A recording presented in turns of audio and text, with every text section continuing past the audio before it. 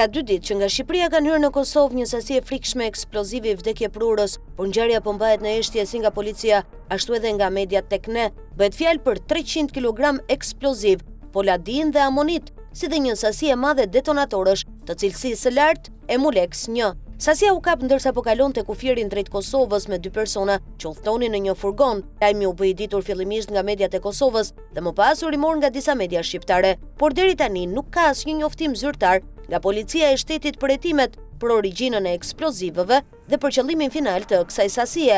Eksplozivët e kapur janë prodhuar në Poloni, ku ndodhet një nga fabrikat më të mëdha të prodhimit të eksplozivëve me bazë nitrati, që përdoren kryesisht për qëllime industriale, për gërmime minerale dhe karakteristike, jo për përdorim ushtarak. Ndërkohë detonatorët Emulex 1 janë prodhim amerikan nga uzina kryesore në Austin të Teksasit. Eksplozivët industrial tregtohen me leje të posaçme dhe çdo blerje duhet të shoqërohet me plan përdorimi, afate dhe territor të përcaktuar. Të gjitha subjektet që kanë licencë për përdorimin e mjeteve plasëse mbajnë detyrim të raportimit të vazhdueshëm tek autoritetet shtetërore dhe policia.